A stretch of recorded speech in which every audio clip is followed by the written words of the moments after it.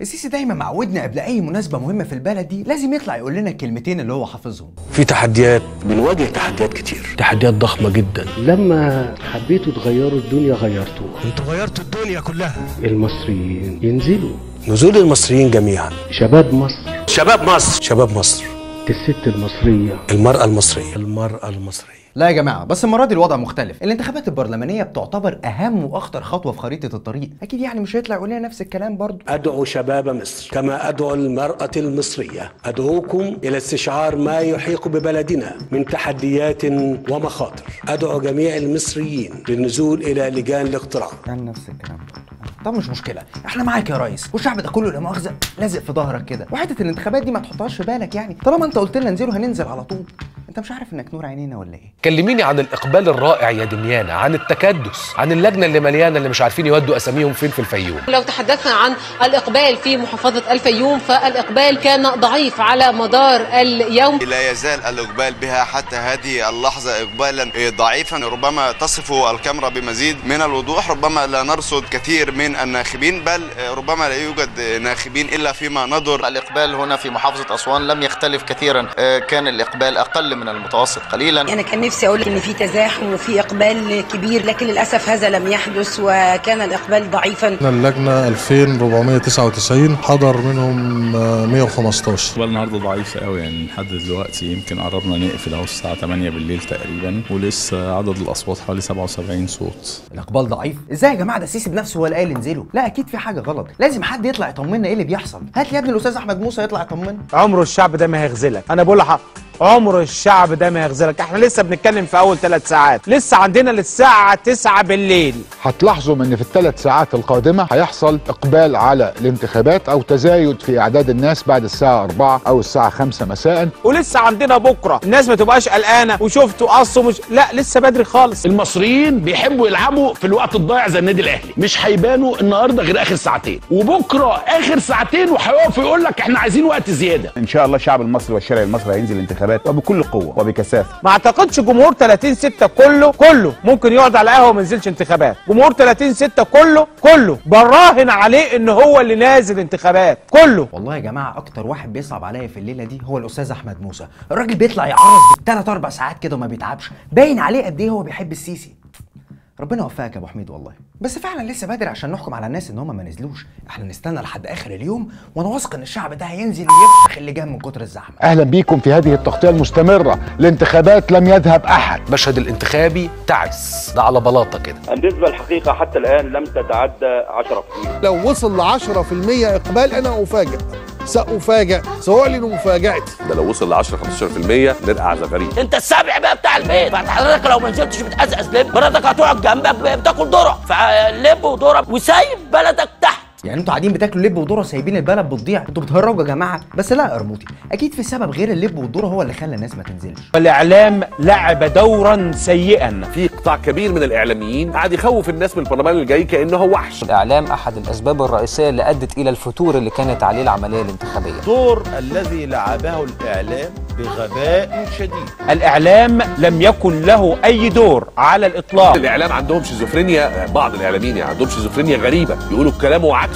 الكلام وعكسه وبمنتهى البجاحه. سينتقم الله من هذا الاعلام والعاملين فيه والقائمين عليه. لا انتوا هتقعدوا في بعض يا جماعه ولا ايه؟ ده انتوا اكلين شاربين معرسين مع بعض، مش داخل دماغي والله. اكيد في سبب اكبر من الاعلام هو اللي خلى الناس ما تنزلش. السبب الاول في ضعف المشاركه هو احساس الشارع المصري بالاطمئنان، احساسه بالاكتفاء برئيس الجمهوريه، في ان فيه رئيس موجود قوي. هذا الشعور يجعله مكتفي بالرئيس ومش عاوز برلمان. البرلمان ده اصل هيعطل الرئيس. الناس عندها احساس بالثقه الزايده لانه مصوره انه هناك رئيس بحالات مخاطبه ما تنزلش. ان في ناس كتير جدا متخيله ان مجلس الشعب ده هيعوق الرئيس السيسي، فهم من حبهم في الرئيس برافو عليك، مش عايزين ينزلوا.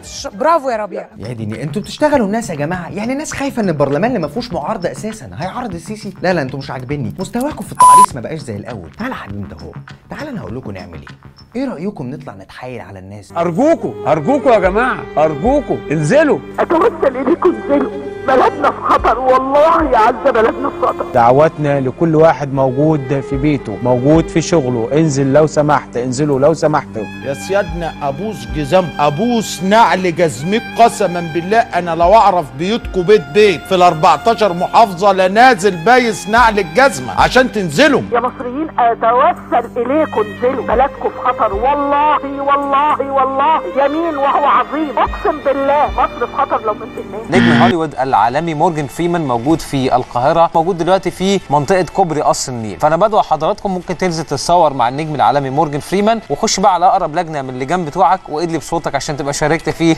العمليه الانتخابيه، او ممكن حد يقول لمورجان فريمان ياخد الناس للجان الانتخاب.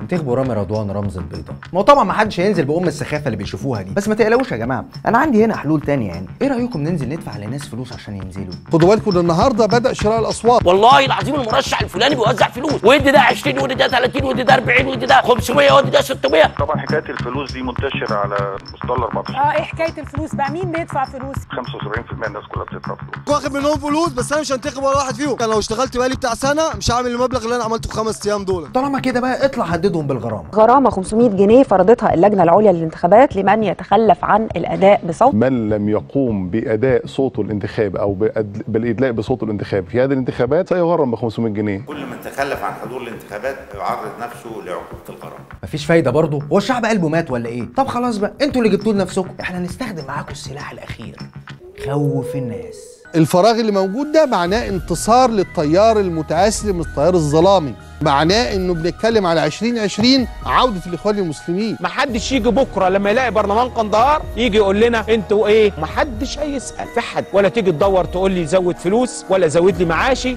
ولا زود لي مرتبي، ولا انا اصلا مش لاقي شغل، ولا لاقي مش عارف، ولا تفكر ولا تسال ولا حد هيقف. وانا بقول لك اهو، انتوا مش شايفين ايه اللي بيحصل حواليكم؟ انتوا مش شايفين ايه اللي بيحصل في سوريا، في العراق، في ليبيا، في اليمن؟ مش شايفين ايه اللي بيحصل في البلدان العربيه اللي جنبكم؟ لو ما نزلتوش مستقبلكم اسود، والله مستقبلكم اسود لو ما نزلت، والله اسود مكتوب في الكتاب. خوفناهم من الاخوان وبرضه ما حدش نزل. هو الشعب ده ايه اللي حصل له؟ بس مش مشكله يا جماعه، احنا في دوله ديمقراطيه برضه، عادي يعني ان الناس ما تنزلش. ممكن مش لاقيين حد بيمثلهم، مش لاقيين حد بيعبر عنهم، اكيد يعني مش هنطلع نقول عليهم خونه ونشتمهم عشان ما نزلوش. اللي ما نزلوش النهارده بيخونوا بلدهم. اي مناداه بالمقاطعه انا بعتبرها خيانه لمصر. اسمعوا يا بهايم، يا بهايم، المصريين اللي قاعدين عمالين يعقم بهايم. الرائعه المحترمه دي جزمتها فوق دماغ كل الناس اللي ما شاركوش، الذين يدعون الى المقاطعه ربنا سبحانه وتعالى يكسر ظهركم. هنا السؤال يا دكتور، ليه الناس ما نزلتش؟ عشان بهايم. معلش يا جماعه، لاني من البهايم اللي ما نزلوش الانتخابات، فاسمحوا لي بس ارد على الدكتور توفيق عكاشه. بهايم مين يا ابن المهم يعني طلعتوا اتحايلتوا على الناس ومحدش نزل، هديتوهم بالغرامه ومحدش نزل، خوفتوهم من الاخوان وبرضه محدش نزل، وفي الاخر طالعين تشتموهم وتقولوا عليهم بهايم، وما كلفتوش خاطركم تسالوا نفسكم هي ليه الناس ما نزلتش بجد؟ انا هقول لك ليه الناس ما نزلتش. بص يا عم السيسي، الناس لما نزلت اختارتك عشان شافت فيك الشخص اللي هينقذ البلد، مشوا وراك وصدقوك في كل كلمه قلتها، صدقوك لما قلت انك هتدعم الغلابه وان البلد دي هتبقى قد الدنيا، صدقوك لما قلت انك هتعالجهم بجهاز الكفته وان في عاصمه جديده ومشاريع كبيره، وكل ده طلع في شنك. الاهم من كل الكلام ده ان هم صدقوك لما قلت الكل هيبقى سواسيه وان محدش فينا فوق حد. مجلس القضاء الاعلى قد قرر صرف 300 مليون جنيه للقضاة. رفع المعاشات العسكرية. المستشار مجدي العجاتي ارسل اليوم التعديل النهائي لمشروع قانون زيادة المعاشات العسكرية لوزارة الدفاع. بننشئ مصيف جديد في جمصة يقع على البحر مباشرة في اغلى منطقة واجمل منطقة في جمصة. سننشئ عدة شاليهات في راس البر. من الواجب ان يكون لقضاة مصر مصيف في شرم الشيخ. لو ما كانوش قضاة مصر يصيفوا في شرم الشيخ، مين غيرهم يصيف في شرم الشيخ؟ طبعا مهم القضاة يصيفوا والعسكريين يتظبطوا واحنا يتداس علينا. الشعب بعت لك رسالة ومش هيفضل ساكت كتير، وصدقني لو قاموا عليك انت بعد ما واثقوا فيك هتبقى اسوأ نهاية حصلت لأي حد قاعد على الكرسي ده قبلك. بس اشوفكم على خير.